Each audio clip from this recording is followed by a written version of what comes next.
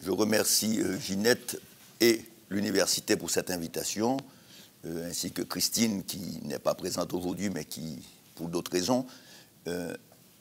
Et moi, dès le départ, je lui avais signalé que mon intervention se situe, je dirais, au niveau de mon expérience en tant qu'éditeur et en tant que documentaliste. C'est-à-dire j'ai produit et réalisé plusieurs films. Donc, la question qui s'est posée au départ pour moi est dans quelle langue, comme documentaliste, produire mes films. J'ai commencé, mon premier film a été fait en français. Le premier film produit, en fait, était en créole, pas en français. Le second film a été fait en français. Et après, on a décidé, pour l'essentiel, d'utiliser le créole comme langue, parce que ça permettait d'atteindre un public beaucoup plus important que si j'utilisais le français. Ce qui ne veut pas dire que les films ont été sous-titrés en français, en anglais, en espagnol.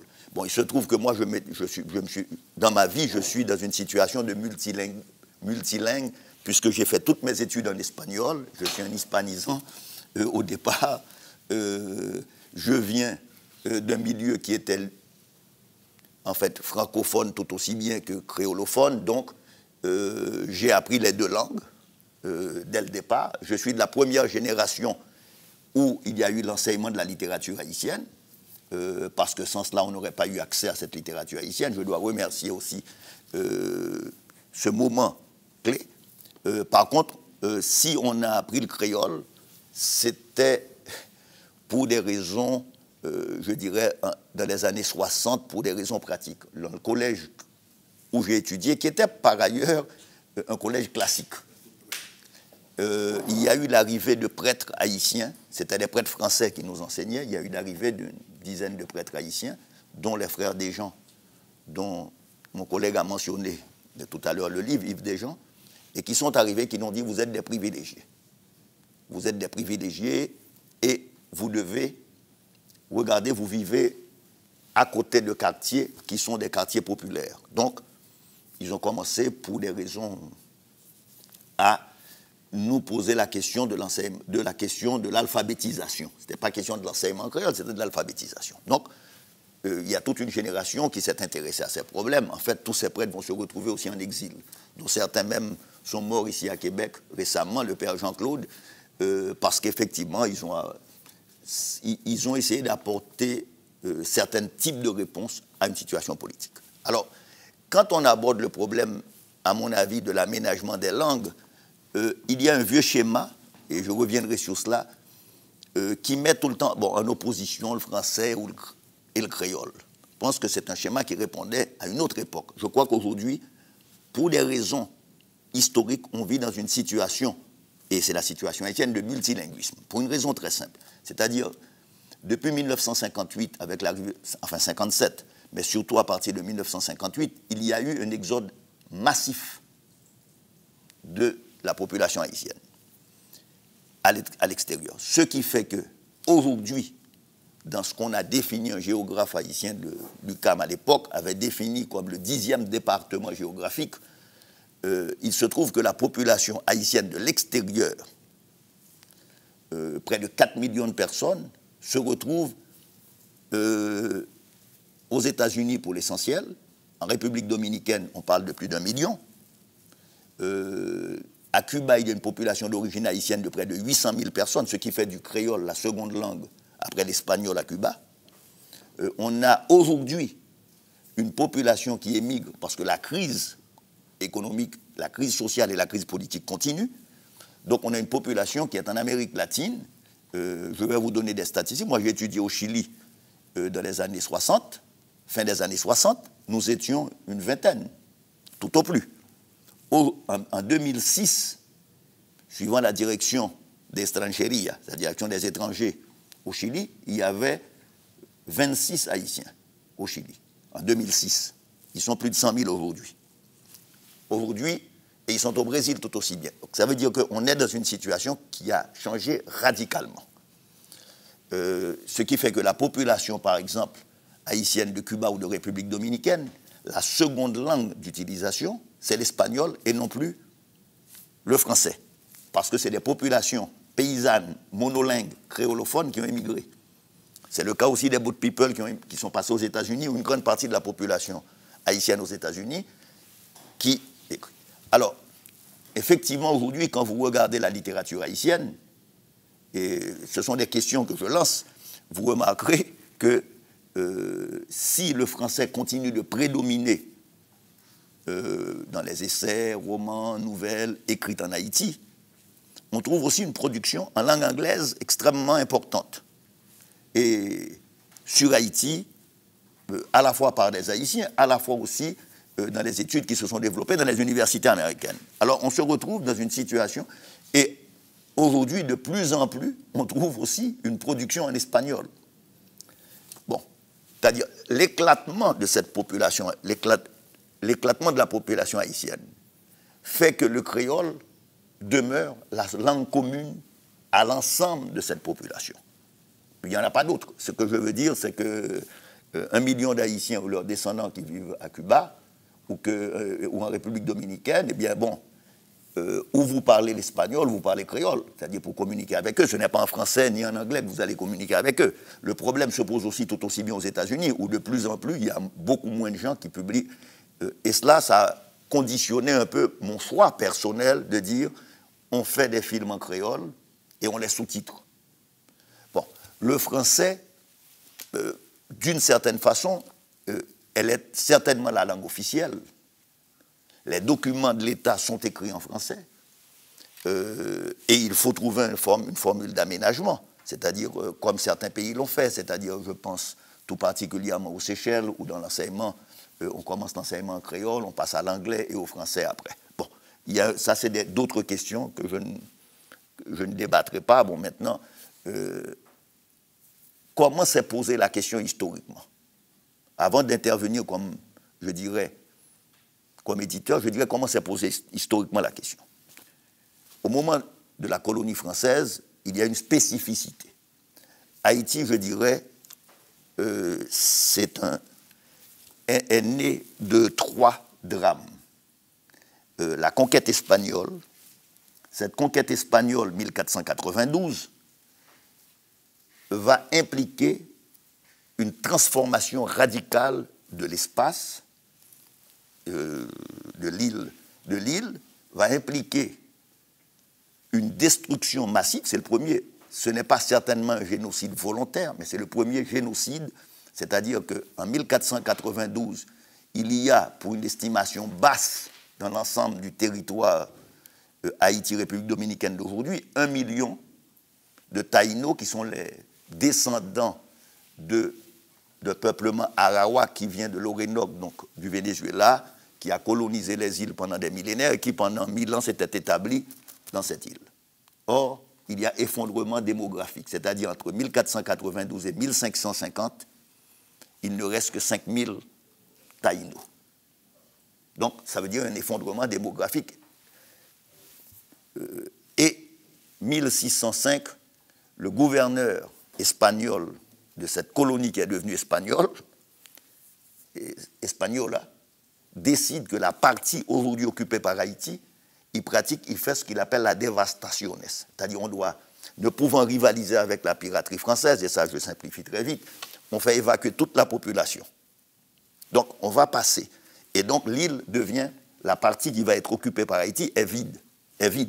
Sur ce vide, évidemment, s'installent des boucaniers flibustiers, donc des aventuriers français, qui vont pratiquer une économie très importante pour l'époque, qui est l'économie à partir des animaux introduits par les Espagnols, qui sont les bovins, l'industrie du cuir et de la salaison se développe. Enfin, boucaniers et flibustiers ne représentent pas plus de 6000 personnes.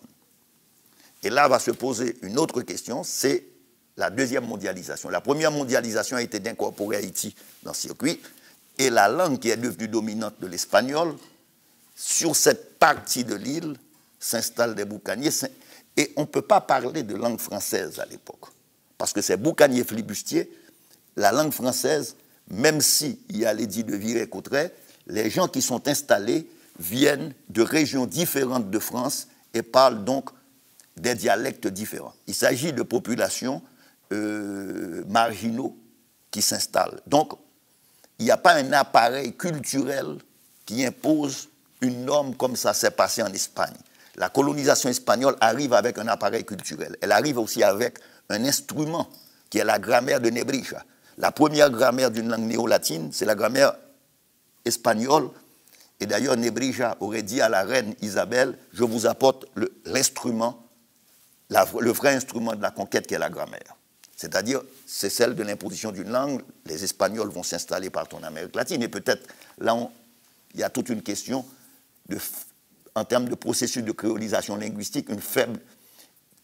Il n'y a pas eu de créole masse hispanique comme on trouve dans le créole portugais, dans le créole de langue anglaise ou de langue française. Donc, première question. Donc, comment se joue la question de la langue à ce moment précis de formation, je dirais, de la colonie française?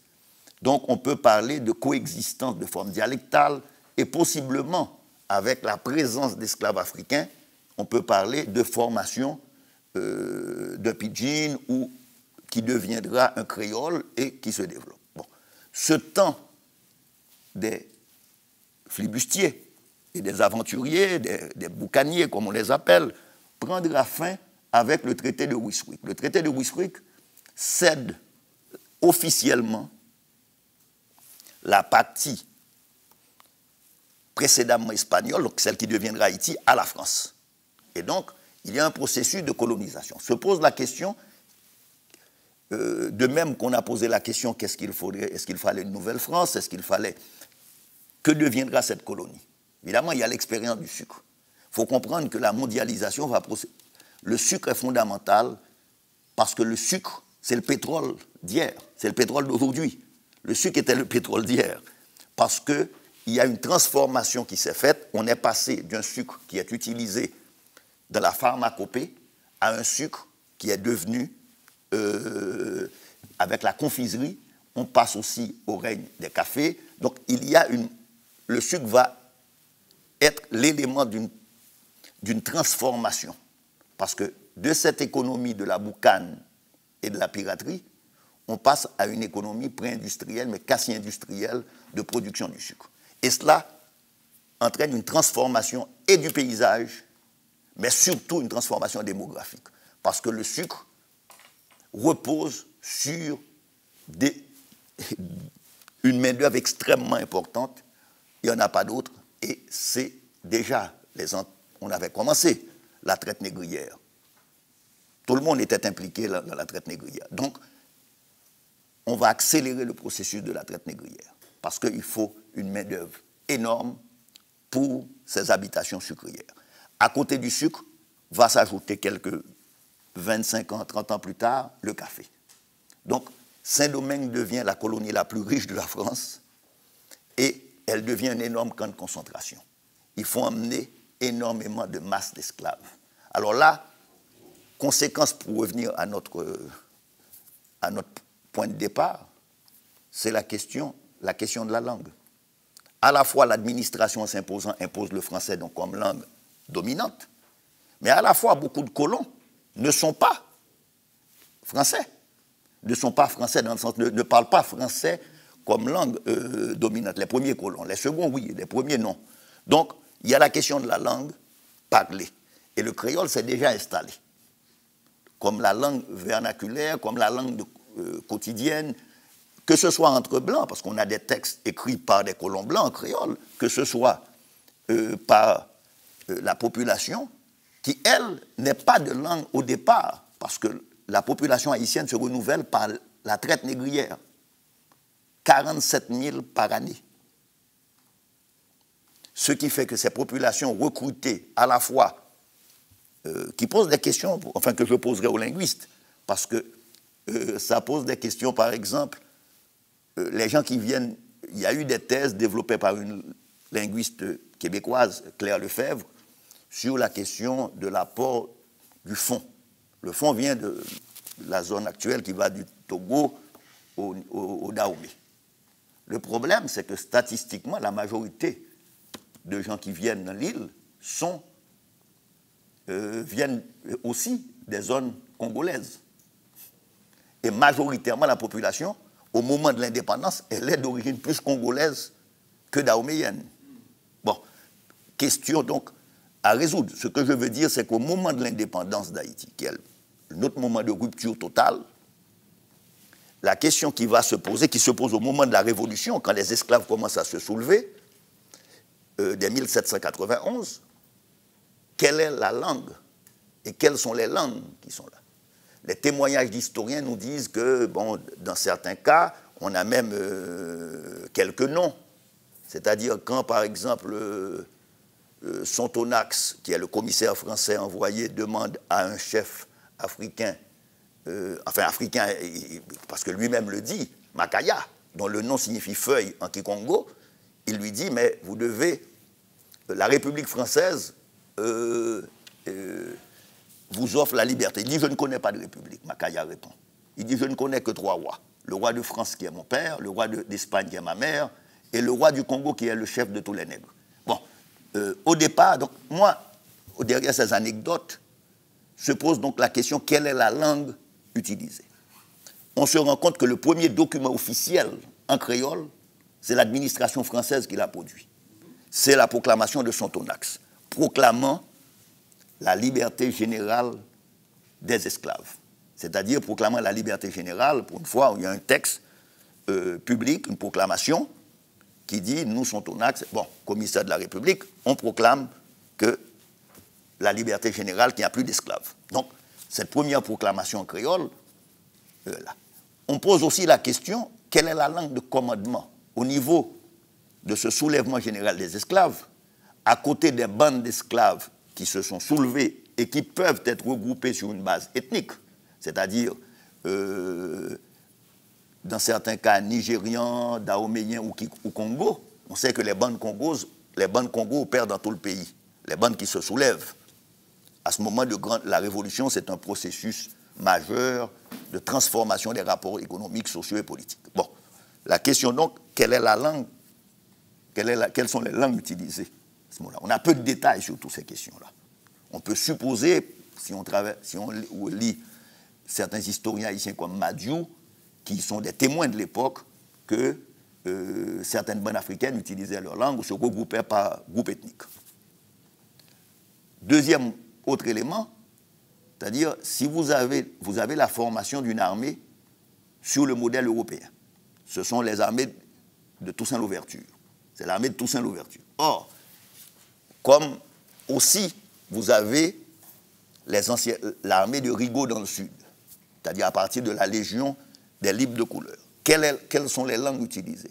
Parce que vous savez, dans le cas de l'armée, il y a un problème très simple. La langue de commandement doit être comprise et exécutée fidèlement. Si je vous donne l'ordre d'aller occuper ce poste, vous ne pouvez pas être confondu et aller occuper l'autre poste et vous dire que vous n'avez pas compris. Donc possiblement, et à mon avis, pendant les 1791, soulèvement général et le moment de l'indépendance, 1804, mais les guerres civiles continuent jusqu'en 1820. C'est-à-dire on a un processus entre 1791, donc date de l'insurrection générale des esclaves, jusqu'en 1820, la chute du royaume de Christophe, un moment clé où il y a eu et a dû se développer ce processus de créolisation massive, c'est-à-dire où le créole est devenu la langue commune, même si, alors ça c'est l'autre aspect, parce qu'on se rend compte que quand Napoléon tentera de reconquérir l'île, c'est la deuxième proclamation officielle, celle du général Leclerc, le beau-frère de Napoléon, qui au nom de Napoléon fait une proclamation aussi en créole. Donc on peut se poser la question qu'il s'agit d'une entreprise militaire d'envergure, 42 000 soldats envoyés pour reconquérir l'île. Si les gens pensaient que tout le monde parlait français ou que c'était le français la langue commune, on l'aurait fait en français. Donc il y a la distinction à établir à ce niveau-là entre l'usage de la langue française, qui est un usage administratif, et le créole. Il faut bien dire aussi que pendant toute cette période, il n'y a pas eu une volonté ni d'imposer, d'imposer un système scolaire ni un système universitaire en Haïti. C'est-à-dire qu'il s'agit, enfin à Saint-Domingue, colonie française, il s'agissait d'envoyer les élites en France se faire former. Toussaint Louverture suivra le même processus à travers ce qu'on appellera les boursiers de Toussaint. C'est-à-dire qu'au moment où Toussaint Louverture devient le gouverneur général de l'île, on a envoyé comme boursier en France plusieurs étudiants qui feront partie à leur retour de, je dirais, qui formeront le premier cadre administratif avec les anciens libres qui étaient eux, sûrement qui avaient été formés par des précepteurs au-delà de l'école primaire. Donc, il n'y a pas un système scolaire mis en place, il n'y a pas un système qui veut imposer la langue. Par contre, la déclaration d'indépendance est faite en français. Alors, évidemment, ceux qui vont la rédiger, si je pense à Bois-Montonnerre, ce sont des gens qui ont étudié en France, qui se sont battus dans les armées révolutionnaires haïtiennes, donc qui sont francophones, ou qui ont été, mais qui sont bilingues, parce qu'ils doivent traduire la pensée des dirigeants politiques dans une langue officielle. La question aussi, c'est que on voit un processus éducatif mis en place après l'indépendance, avec Christophe, avec une sorte de volonté, Christophe, d'angliciser les nouvelles élites. Mais là aussi, on se heurte à la réalité, c'est-à-dire que même si vous voulez imposer l'anglais, les gens ne le parlent pas. Donc c'est pas parce que vous voulez le faire que ça va se faire. Ça implique des moyens. Alors, pendant tout le 19e siècle, je dirais qu'en dehors de la création d'écoles et de quelques lycées, jusqu'en 1860, il n'y a pas la mise en place d'un système éducatif national. Bon, ce serait trop long pour revenir sur l'histoire d'Haïti et sa formation. Mais si on se reste au niveau, il n'y a pas... Certes, il y a des écoles, et on fait des écoles et des lycées qui sont créés, sont pas plus que 9, quelques écoles créées par des particuliers. On n'a pas la mise en place de système, ni d'un projet national de créer des institutions qui viendraient à franciser la population. Je ne crois pas que ce soit un débat précis au niveau du 19e siècle. Je dirais que première date marquante en Haïti, c'est 1860. 1860, c'est la signature du concordat entre le gouvernement Geffrard et Rome. C'est-à-dire qui fait du catholicisme une religion officielle. Auparavant, si vous lisez les constitutions haïtiennes de 1805, le divorce est établi, il y a l'égalité entre hommes et femmes, ce qui est étonnant pour l'époque, parce que les gens sont encore inscrits dans le discours révolutionnaire. Après 1860, il y a l'installation d'écoles congrégationnistes. Et les missionnaires vont être recrutés essentiellement en Bretagne. Parce qu'ils vont développer un projet de ce que j'appellerais la Bretagne noire. Transformer Haïti, n'oublions pas que la Bretagne, c'est une zone ultramontaine du point de vue du catholicisme, c'est une zone très conservatrice. Donc, c'est une zone très pauvre aussi. Donc, les missionnaires qui partaient pour l'époque partaient pour rester définitivement. Mais c'est une voie de mobilité sociale, comme l'a été l'Église catholique au Québec, en Irlande ou en Pologne. C'est aussi une voie de mobilité sociale. Donc, l'Église catholique met en place. En fait, elle ne remplira pas. Pour Rome, il s'agit de créer un clergé indigène, dès le départ. Mais ce clergé breton va monopoliser le contrôle de l'Église, et je dirais le contrôlera jusque vers 1941, entièrement. Donc, c'est un clergé à la fois qui voit Haïti comme une terre de mission, et qui, vu le petit nombre de gens impliqués, prêtres, bonnes sœurs et frères de l'instruction chrétienne qui arrivent plus tard, il s'agit essentiellement de former des élites. Et donc là, on a l'histoire de cette mise en place. Et donc, c'est le français qui est utilisé, effectivement, comme langue pour les élites, et où le français devient non pas une langue de communication nécessaire, parce qu'il n'y a pas un projet, de même qu'il n'y a pas un projet national. Cette élite vise à se reproduire. Et donc l'école classique joue ce rôle de reproduction des élites. Et le français joue le rôle aussi d'accès aux élites. C'est-à-dire qu'il y a deux moyens d'accès aux élites au XIXe siècle. Ou l'armée, c'est-à-dire ou l'Église, ou pas, non pas l'Église, de rentrer dans le sens de l'Église, ou la langue, ou la maîtrise de la langue, qui font que il y a deux personnages intéressants dans l'histoire d'Haïti du XIXe siècle. C'est le cas de deux grands penseurs, Anténor Firmin et Louis-Joseph Janvier, qui eux viennent, Louis-Joseph Janvier vient du protestantisme. Anténor Firmin vient d'une petite classe moyenne d'artisans. Eux, mais grâce à ce savoir accumulé, grâce à la langue, ils vont intégrer la sphère des élites. Donc, l'intégration dans la sphère des élites passe aussi par la langue. Parce que le commerce en Haïti reste, surtout le commerce extérieur, reste contrôlé par des Européens installés en Haïti. Et non pas par des élites locales. Les élites locales servent de relais. Ils sont des spéculateurs, ils monopolisent la sphère politique. Là, on peut comprendre aussi pourquoi, par exemple, la clause d'exclusion des étrangers, qu'on retrouve dans toutes les constitutions haïtiennes, sauf dans celle de Christophe. Donc, il y a des éléments qui font que le français va devenir cette langue réappropriée par les élites sur le modèle parisien. De là, on voit le nombre incroyable de publications en français, de romans, d'essais, dans un pays à 90% pour l'époque ou un peu plus d'analphabètes. On n'a pas de statistiques précises. Dans un pays d'analphabètes, on se dit Haïti produit au XIXe siècle beaucoup plus en termes de production que le Québec ou que même beaucoup de pays d'Amérique latine où l'alphabétisation touche un plus grand nombre de gens. C'est-à-dire, de même qu'en France, c'est-à-dire, il y a ce qu'on appelle la République des lettres, c'est-à-dire, contrairement aux États-Unis ou même ici, c'est-à-dire faire partie de l'élite politique, c'est montrer aussi sa capacité de maîtriser la langue, sa capacité de s'exprimer. Il n'y a aucun dirigeant français qui n'ait publié, même si des fois il le fait écrire par quelqu'un d'autre, mais qui n'ait publié un bouquin. C'est-à-dire, ça fait partie de cette spécificité française, je dirais. Et donc, pendant très longtemps. Or, cette société qui s'est développée au XIXe siècle connaît la grande crise de 1915.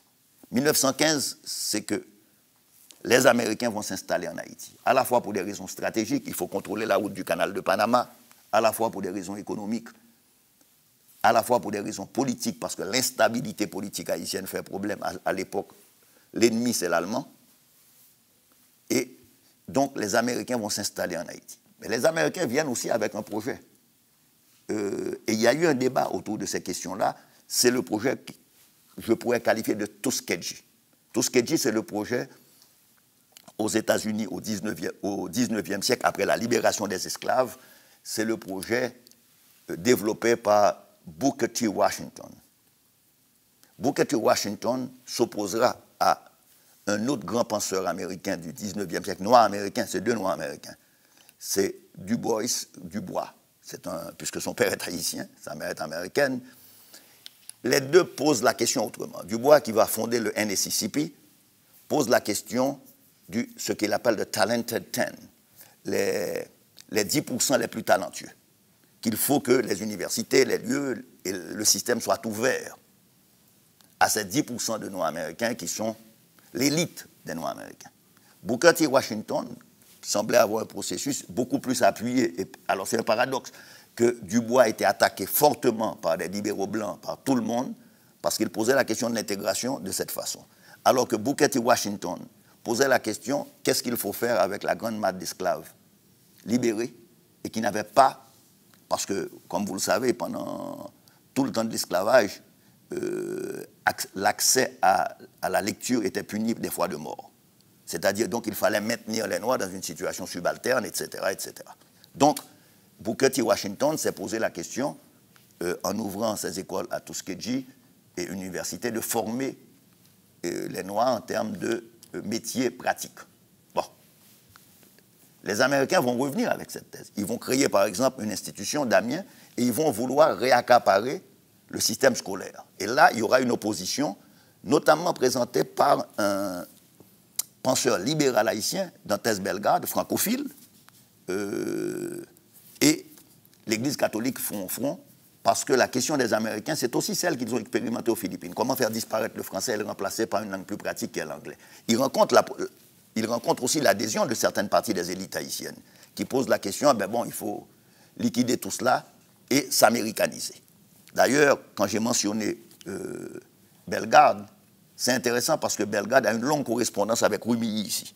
Et Bellegarde, en 1928, viendra au Québec, posera la question d'une sorte d'alliance entre le Québec et Haïti et verra que la modernisation d'Haïti passerait par une transformation radicale du système scolaire, mais en maintenant le système français.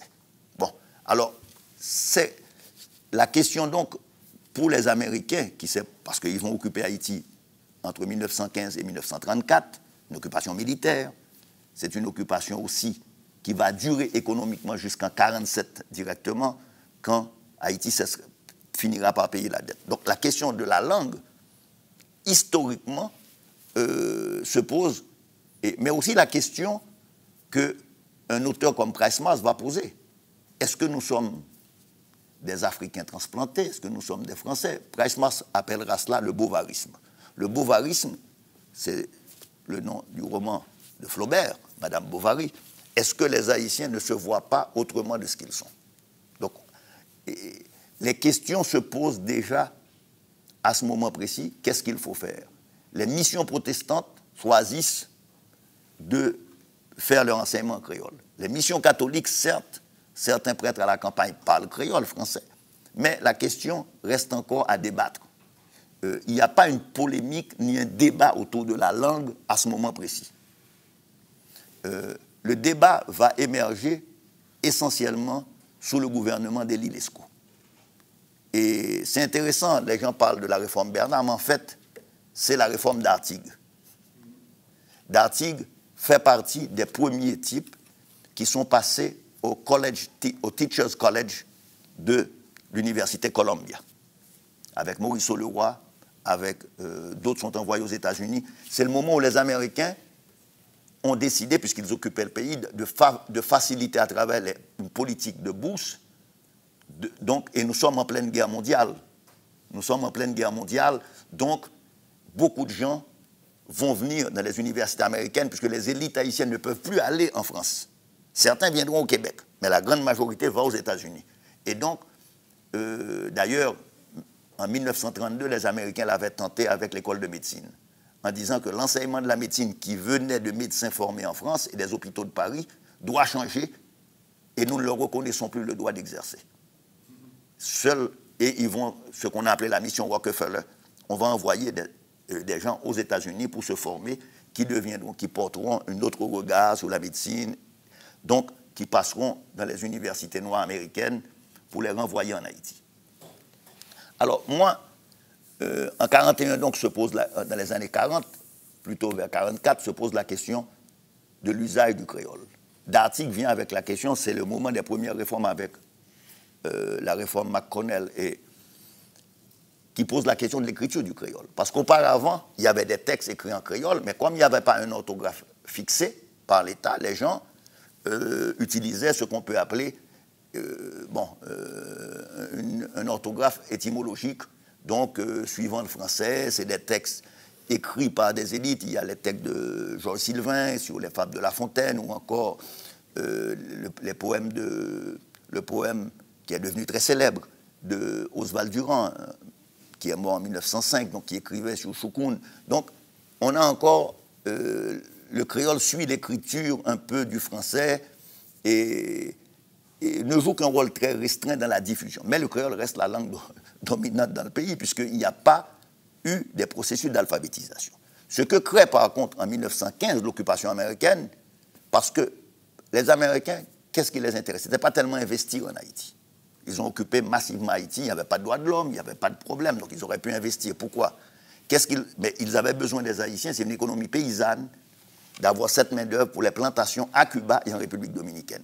Plus tard, population qui va se déplacer aux Bahamas aussi, lors de la création de bases navales et de bases militaires pendant la Seconde Guerre mondiale. Donc on voit déjà un processus mis en place. Et c'est pourquoi je pense qu'il faut voir la complexité du problème dans son ensemble et avoir le background historique aussi pour comprendre la nature des problèmes. Ce qui se passe, c'est qu'effectivement, cette société traditionnelle va rentrer dans une nouvelle crise qui va avec l'émergence de François Duvalier en 1957. Or, avec Duvalier, on a à la fois une régression économique, mais en même temps, on n'a pas... Donc, la question du créole reste tout entière, elle n'est pas résolue.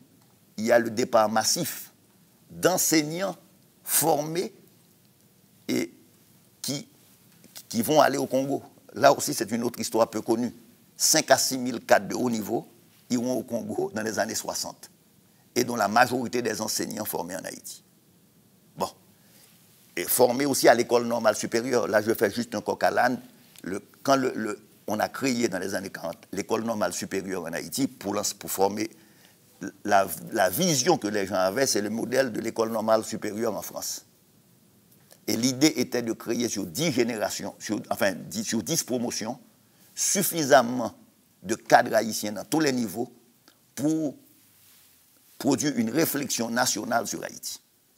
Évidemment, cela va échouer aussi avec Duvalier.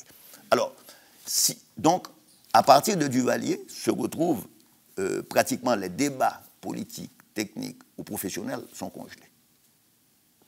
Il faudra attendre Bernard en 1979 pour qu'on parle de la réforme Bernard. Mais en fait, Bernard avait été l'assistant d'Artigue dans les années 40. Donc il reprend des éléments d'Artigue. Il faut bien comprendre, quand il y a eu le débat sur d'Artigue, d'autres intellectuels ont dit, parce que d'Artigue avait posé la question qu'il fallait pratiquement limiter les écoles classiques, l'éducation classique, faire de l'éducation pratique, mettre en place des fermes écoles, développer une politique éducative pour toucher l'essentiel de la population et en créole. Évidemment, l'attaque qui avait été faite sur d'Artigue, alors c'est là la complexité en Haïti, l'attaque qui avait été faite sur d'Artigue était le fait que d'Artigue, qui venait lui-même de l'élite traditionnelle, était une volonté de réserver, je prends les textes de mon ami Roger d'Orsainville, qui disait à l'époque qu'en fait, ce que voulait d'Artigue, c'est que les professions libérales seraient réservées aux métis et qu'en faisant cela, le peuple n'allait qu'avoir qu'on allait former que des travailleurs qualifiés. Bon, alors là, c'était des faux débats, mais il faut l'inscrire aussi dans les luttes et rivalités politiques internes entre les élites. Alors, à partir de Duvalier, la réflexion sur le créole va se développer, mais à l'extérieur du pays. Et il va se développer, je dirais, dans 3 directions. D'un côté, l'Église catholique commence aussi un processus de transformation interne. C'est-à-dire, l'Église catholique va devenir une Église nationale. Elle cesse d'être l'Église bretonne pour devenir une Église nationale. Et à ce moment-là se pose pour l'Église catholique le problème idéologique, c'est-à-dire comment n'est-ce pas, christianiser une population qui est créolophone. Donc, elle s'applique et elle s'attache à publier des petits journaux. À un moment donné, tu sais, tout le monde parlait du journal Le Nouvelliste qui est centenaire et qui était pourtant vendu à moins de 3000 exemplaires. Alors que Bonne Nouvelle était publié en créole à 50 000 exemplaires par les curés. Donc, il y a tout le problème de l'usage de la langue. Les gens se mettent à traduire la Bible, parce qu'il y a la Bible aussi protestante, parce qu'ils sont en rivalité aussi avec le développement du protestantisme, qui aussi s'appuie sur un réseau d'écoles. Et protestantisme dans sa variété, hein, c'est-à-dire c'est des dizaines de confessions différentes. Donc, il faut comprendre aussi que la question de la langue se pose aussi en termes d'enjeux. Mais dans les années qui suivent une forme de libéralisation à l'intérieur du système duvalieriste, avec Jean-Claude Duvalier, s'est posée la question aussi pour les élites économiques du pays. Quelle est la langue? Et les élites économiques vont se orienter vers l'anglais. Il faudrait voir les statistiques des écoles anglophones, notamment de l'Union School, qui était l'école américaine, comment elle va déplacer et se joue entre contre-oppositions. Les Français vont créer leur première école avec le lycée français. Auparavant, il n'y avait que des écoles congrégationnistes. Et donc les Américains rentrent aussi à côté de Quisqueya Christian School. On commence à poser la question de l'anglicisation des élites. Mais pas parce que les réseaux de commerce passent par les États-Unis, mais parce qu'aussi au sein des élites, il faut bien comprendre, les élites, il y a un changement. Ce sont les Syro-Libanais qui deviennent la composante économique dominante dans le pays. Et les Syro-Libanais, eux, ils disent, ils ont appris le créole parce qu'ils étaient des commerçants, les premiers arrivés, et après, leur réseau passe par les États-Unis. Ce sont des chrétiens libanais, syriens et palestiniens, pour bien comprendre. Ce n'est pas musulmans, donc eux, leur orientation a été de s'appuyer sur les États-Unis. Et donc, eux, ils vont privilégier pour l'apprentissage de leurs enfants l'anglais. Donc, on se rend compte qu'à partir de ce moment, la question linguistique devient beaucoup plus complexe. D'autant plus que depuis 1915, avec les émigrations à Cuba, en République dominicaine, l'espagnol est devenu aussi un élément dans ces confrontations. Or, l'État haïtien ne s'est jamais modernisé, ne s'est jamais posé la question de mise en place d'un système éducatif, de mise en place d'un système de santé. Et donc, on est encore dans ce que j'appellerais, à la suite d'autres économistes, de predatory state, l'État prédateur. Donc, on a un État prédateur qui récolte à travers l'impôt, à travers des ressources diverses à l'international, de quoi faire fonctionner le système, mais il n'y a pas ni une volonté, et je dirais, moi, je pense qu'il n'y a ni une volonté ni de franciser, il y a une volonté de perpétuer le même système qui fait que moins de 1% de la population, ou si on veut l'étendre à 5%, je ne sais pas, il n'y a pas de statistiques précises sur cette composition, il y a un certain nombre de gens qui vivent là. Le fait du départ massif des Haïtiens font que désormais, les envois extérieurs deviennent un enjeu important. Les Haïtiens de l'extérieur envoient plus de 2 milliards de dollars officiellement, c'est-à-dire ceux qui passent par le système bancaire. On ne connaît pas ceux qui, peut-être l'autre moitié, passent par le système informel. Alors, on se rend compte que tous les enjeux du point de vue passent par qui contrôle ça. Et donc, la composante extérieure du pays est devenue une partie importante du pays. Pas parce que c'est un exil définitif, parce que leur contribution financière devient déterminant pour le fonctionnement même du pays, et pour les commerçants et pour là. C'est-à-dire, je vais vous donner, c'est un chiffre approximatif, de Montréal. Montréal, on parle de population de 150 000 Haïtiens d'origine, ce qui veut dire toutes sortes de catégories. Mais c'est les catégories les plus pauvres qui envoient de l'argent, ce n'est pas les plus riches. Eh bien, il y a des transferts officiellement de plus de 300 millions de dollars entre Montréal et là. Aux États-Unis, ça touche 1,6 milliard. Donc, on voit déjà que c'est ce qui réalimente le fonctionnement du système. Haïti exporte très peu, et donc ce qui vient équilibrer la balance des paiements, c'est cet apport extérieur. Donc, je crois, voilà des contextes pour comprendre tout cela, qui fait que on aboutit en 87. Bon, d'abord en 83, on commence à enseigner vraiment le créole, et à partir de 87, le créole est reconnu comme dans la Constitution comme une langue officielle. Mais encore, c'est encore comme mon collègue l'a souligné, c'est encore un problème qui n'est pas encore tout à fait résolu, puisque la Constitution elle-même, des fois, n'est pas... Les textes juridiques ne sont pas tous traduits en créole. Or, voilà un exemple de problème d'aménagement. Vous êtes jugé dans une langue qui n'est pas la vôtre. C'est-à-dire, donc, c'est une question fondamentale. Alors, voilà un peu la question que moi, ce sont toutes ces questions qui m'ont amené, puis je vais m'arrêter là. Non, ce sont toutes les questions qui m'ont posé. 15 minutes. Oh là là, bon, il faut boire un peu d'eau. Donc, ce sont toutes ces questions qui m'ont amené en tant qu'éditeur, en tant que documentariste, à dire, bon, quelle est la langue? C'est vrai que du point de vue éditant à Montréal, même si nos livres circulent en France, en Haïti, on s'est rendu compte, parce qu'on a eu quelques projets éditoriaux en créole. On a fait, par exemple, un petit projet éditorial, on a quand même publié 50 titres en créole uniquement, qui était la collection Samba.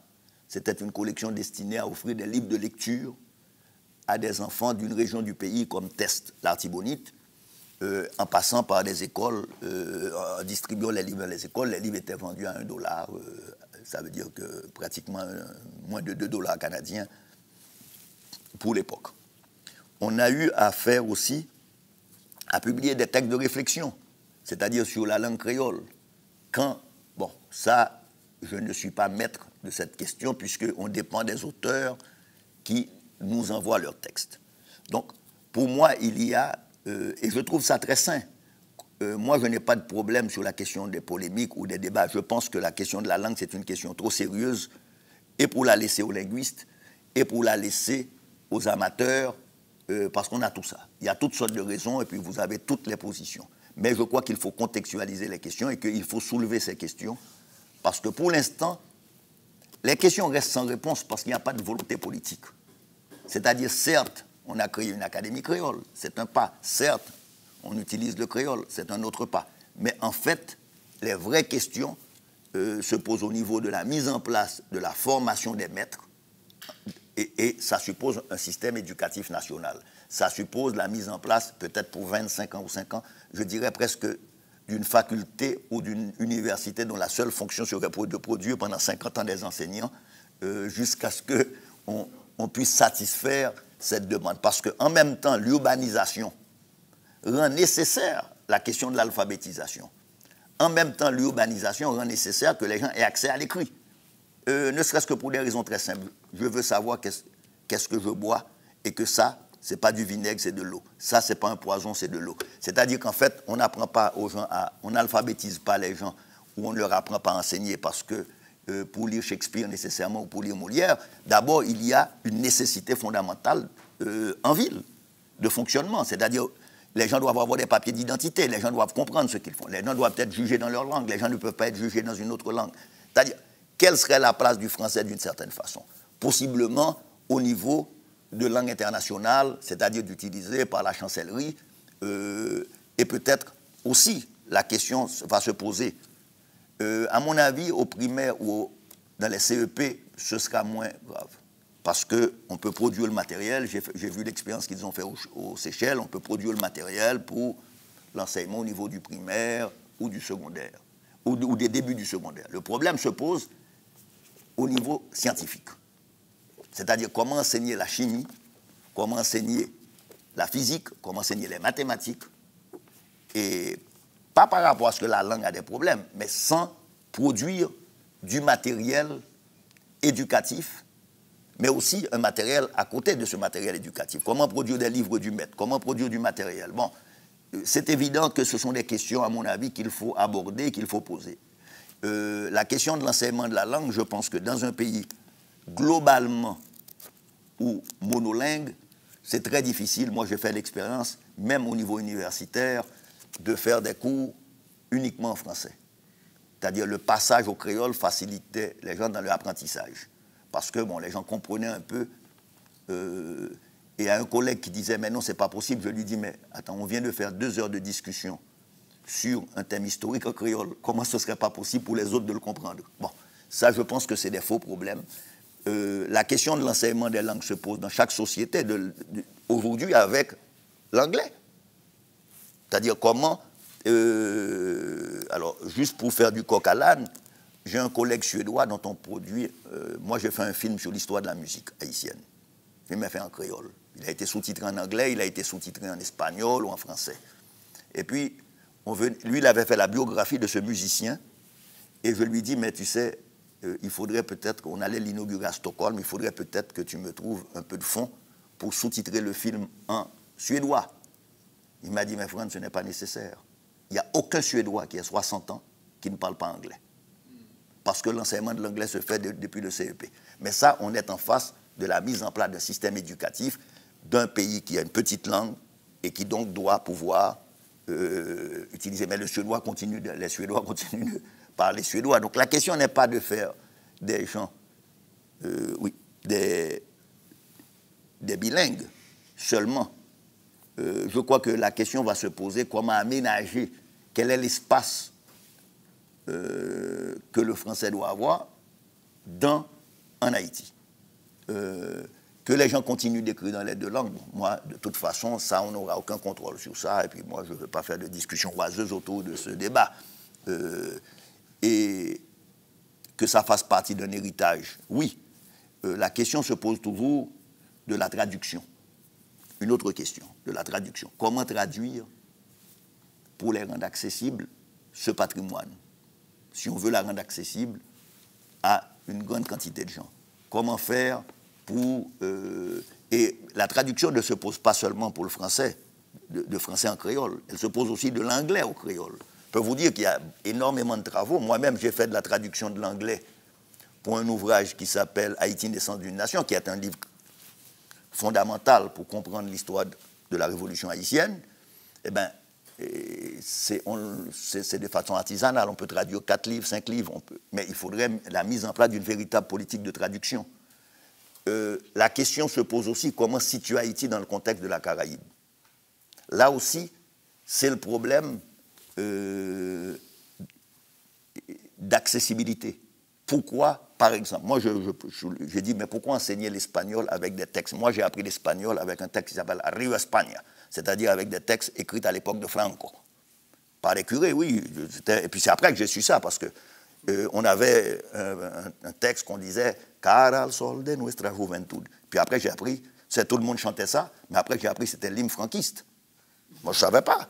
Bon, on apprenait dans un livre d'anglais écrit par des Belges, avec un anglais, écrit avec, on apprenait l'anglais d'Angleterre. Donc, il y a plein de problèmes qui se posent que chacun fait. Il y a une normalisation aussi à faire. Pourquoi ne pas enseigner les auteurs dominicains, cubains ou portoricains, qui nous sont très proches? Pourquoi ne pas enseigner des textes avec la littérature caribéenne proche? Donc, il y a tout le problème de la traduction qui est fondamental. Et la question aussi, c'est un pays pauvre. Donc, si on était dans des pays riches, cette question peut-être se poserait, mais autrement. Donc, pour moi, mon expérience était que la question de la langue au niveau de la publication, parce que les éditeurs, nous, on est une édition sans but lucratif, donc on peut se permettre de faire certaines choses. Mais les éditeurs privés, est-ce qu'ils vont prendre des risques pour produire des livres qui peut-être seront lus 5 ans, 10 ans plus tard? C'est-à-dire, comment aborder la question du marché? Comment aussi la question des langues? Parce que le français, à mon avis aussi, il y a des réticences. Comme c'est une langue de classe, la question étant comment l'enseigner. Il aurait fallu peut-être, si on enseignait le français comme une langue seconde, et non pas comme une langue nationale, en l'enseignant comme langue seconde, peut-être les gens l'apprendraient plus vite. Parce que vous avez des fixations, et puis je vais arrêter là vraiment, vous avez des fixations dans l'apprentissage du français. Les gens, si vous prononcez un mot de telle façon, si vous faites une faute en français, c'est-à-dire alors à ce moment-là, ça aussi devient un facteur inhibiteur à l'apprentissage de la langue. Donc tout ça, ce sont des questions que moi je me pose. Je n'ai pas de réponse précise, mais je pense que ça doit ouvrir lieu à des débats réels sur la question de la langue et interpeller les institutions, c'est-à-dire en Haïti, sur la question de rapport entre ces deux langues. Alors, merci beaucoup.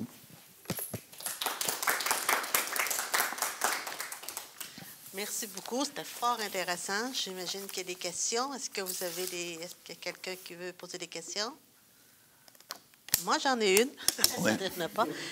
Vous parliez de créole, je me demandais, est-ce qu'il y a des registres de créole avec une norme? Est-ce que tout le monde parle créole, tout le monde se comprend quand on parle du créole? Ah, pas du tout. Il y a des zones régionales. Par exemple, moi, avec ma famille, mon père vient du nord d'Haïti et ma mère vient du sud, mais ils ne parlent pas de la même façon. C'est-à-dire que, pour vous prendre un exemple, un enfant, c'est son kinam dans le nord. Donc, tu peux avoir la désignation, l'avocat en créole du nord, c'était berachat, c'est-à-dire que le beurre du chat. C'est tout à fait différent, c'est zaboka, donc l'avocat dans d'autres zones du pays. Donc il y a des problèmes de classe, c'est-à-dire les gens ne parlent pas de la même façon, il y a un créole plus francisé. Des fois, si c'est des gens qui sont bilingues, ils vont utiliser un créole plus francisé ou des fois que d'autres. Donc, ça dépend des niveaux. Il y a des niveaux de langue différents. Enfin, moi, je ne suis pas linguiste, mais je peux observer que si je parle à un paysan, je ne parle pas de la même façon avec le bourgeois ne parle pas comme le paysan. Non, mais c'était pour rebondir un peu sur la question. Il faut voir la chose de deux façons. Il y a justement les variations au niveau géographique. Effectivement, comme notre collègue il l'a dit, il y a le créole de Port-au-Prince, il y a le créole du Cap, du Nord, il y a le créole du Sud. Donc, il y aurait trois variations, trois variétés de créole sur le territoire. Mais là, en plus de ça, il faut voir les registres de langue, c'est-à-dire est-ce qu'on parle créole de la même manière, c'est-à-dire de la même manière dans une situation formelle, par exemple, en réunion avec au ministère de l'Éducation nationale, par exemple, entre collègues au ministère de l'Éducation nationale, ou avec ses amis sur un terrain de basketball. Donc ça, c'est une question de registre. Donc c'est sûr que le fait qu'il n'y ait pas de travaux écrits pour codifier tout ça ne veut pas dire que cela n'existe pas. C'est ça la question. Et c'est justement l'un des multiples travaux à faire par l'Académie du Créole haïtien, c'est-à-dire de produire des grammaires, de produire des documents qui permettent justement de consigner par écrit toutes ces choses. Ça existe, on ne parle pas créole en famille de la même manière qu'on parle créole dans la rue, de la même manière qu'on parle créole. Donc c'est ça, c'est plutôt ça qui est... Et puis, il y a, juste pour commenter, il y a peut-être la question du registre médical. Moi, j'ai parlé à des médecins cubains. Vous savez, il y a une aide très importante, une formation de médecins haïtiens à Cuba et la présence de médecins cubains en Haïti qui viennent un peu suppléer l'absence de médecine surtout pour les segments les plus pauvres de la population. Et je me rappelle très bien les Cubains confrontés au problème de la langue, très vite. Et au problème je parle même au niveau médical, parce que le type disait, par exemple, qu'il avait mal à l'estomac, alors que ça n'a rien à voir avec l'estomac comme tel. Donc, il y avait le problème comment... Et donc, les Cubains ont dû produire un manuel sur le lexique médical pour leurs coopérants. Donc, il y a plein de questions qui se posent au niveau de production, parce que jusqu'à présent, beaucoup de gens qui ont produit en créole, c'était un acte, je dirais, militant, volontaire, qui n'était pas appuyé par des institutions nationales. Donc, il y a eu toutes sortes de traductions. Des gens ont fait, par exemple, je me rappelle, il y a un roman, Le brave soldat tchèque, publié en tchèque. Bon, des gens l'avaient traduit, mais c'était des militants communistes à l'époque. Ils ont voulu traduire ça en créole. D'autres ont écrit leur programme d'une certaine façon. Il faut tout ça normaliser. Donc, les églises ont fait un énorme travail. Par exemple, pour les églises protestantes, vous savez que la question de l'alphabétisation en Angleterre s'est posée de la même façon, c'est-à-dire avec la Bible et en Allemagne. C'est la Bible écrite en allemand par Luther et la traduction, ce qu'on appelle de James Bible, c'est-à-dire la Bible anglaise qui est devenue une sorte de référence. Bon, certainement, aujourd'hui, on devrait voir avec si vous allez, enfin, de visu comme ça, vous voyez les gens sortant des églises protestantes, tous ont entre leurs mains une Bible, parce qu'il faut quand même lire la Bible. Donc, il faudrait évaluer tout ça, et puis bon, mais tout ça se fait dans une sorte de zone chaotique. Peut-être c'est le rôle de l'Académie pour normer tout ça, parce que jusqu'à présent, on n'a pas d'instance. Le problème, c'est que les dirigeants qui ont créé, ont accepté de légaliser l'Académie, qui était prévue dans la Constitution, n'y croient pas plus que ça. C'est-à-dire que, et comme ils n'ont pas de politique, c'est toujours difficile de faire avancer, parce que dans ces débats sur le créole, il y a beaucoup de malentendus, il y a beaucoup de fausses compréhensions, et des gens qui vous disent, qui répètent encore certains thèmes passés. Bonjour, mon nom est Caroline. En fait, c'est vraiment pour poursuivre dans la même lignée, en fait, celle de Ginette. En fait, dans les films que vous produisez justement en créole, quel créole vous choisissez? Puis en fait, qu'est-ce qui va faire en sorte en fait que vous allez choisir un plutôt qu'un autre? Pour répondre très vite, je fais des documentaires. Donc, cela dépend du registre. J'ai fait un film qui s'appelle, je vais prendre les deux cas, j'ai fait une série sur la musique parce que c'était un moyen de raconter l'histoire autrement, de sortir de l'histoire politique aussi, de raconter l'histoire de la musique. Mais dans ce film, Joue la musique, alors, un des films, Maestro Issa, les intervenants qui sont là sont des musiciens urbains, sont des musiciens qui sont tous créolophones. Alors, le cas de ce Maestro Issa, c'est une anecdote très intéressante. Il est un fils de Palestiniens. Les Palestiniens, quand ils sont, et les Libanais, Syriens, chrétiens, quand ils sont arrivés en Haïti, ils étaient des commerçants. D'abord, ils faisaient du porte-à-porte, ils allaient un peu partout. Et pendant très longtemps, l'élite traditionnelle avait des préjugés très fortement contre eux. Alors, dans le cas d'Issa, il m'a dit, quand je suis arrivé à l'école, le curé m'a dit, « Ah, mais toi, tu n'apprendras jamais le français, parce qu'il a dit, ah, ben bon, je vais vivre sans apprendre le français. » Et j'ai quitté l'école, on l'a mis dans une école américaine. Mais ce qu'il m'a dit, il m'a dit, mais il y a quelque chose qui me choque. Les gens me disent que nous, Arabes, on ne parle pas français, donc on n'est pas, comme qu'on ne serait pas scolarisé. Il dit pourtant, c'est amusant. Moi, je viens de Bethléem. Ma famille, il y a 800 ans, quand le français n'était pas écrit, produisait des gens en arabe. Mais évidemment, je ne parle pas français parce que je parle l'arabe. Ma langue littéraire, c'est l'arabe. Mais on nous disait qu'on était analphabète. Par contre, pas les Européens. Un Allemand n'était pas un analphabète, même s'il parlait allemand. Mais tous ceux qui ne parlaient... Alors là, on avait... Par contre, j'ai fait un autre film avec Mano Charlemagne, un chanteur populaire. Et là, on a un autre registre de langue qui pose des fois énormément de difficultés de traduction. Là, tu vois qu'on a affaire à une autre langue.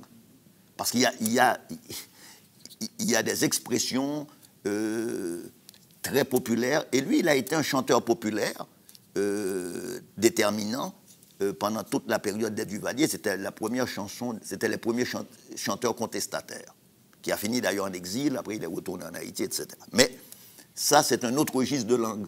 C'est-à-dire, là, on se rend compte que... et c'est un autre registre social aussi. Parce qu'il a une façon de raconter l'histoire d'Haïti, en fait, de se situer, de raconter l'histoire d'Haïti qui est vue autrement.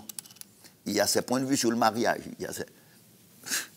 Alors que les gens avaient un discours sur le mariage, par exemple, et il dit, ma mère s'intéressait très peu aux enfants, parce que ma mère était une prêtresse vaudou, donc c'était pas ses enfants, c'était beaucoup plus l'ensemble des gens qui étaient de son temple, et que ses fidèles, que ses enfants légitimes. Donc nous, on a toujours été là-dedans. Donc, et il avait un rapport au père très différent. Il a dit, moi, je n'ai jamais connu mon père. Et donc, quand un jour ma mère dit, ah, toi, tu as un problème de père, tu devrais aller voir telle personne. J'ai dit, quoi, c'est ton amant? Il me dit, non, non, c'est ton père. Va le voir. Il dit, bon, elle avait un rapport très... Oui, il dit... Bon, alors ça c'est des registres aussi sociaux très différents.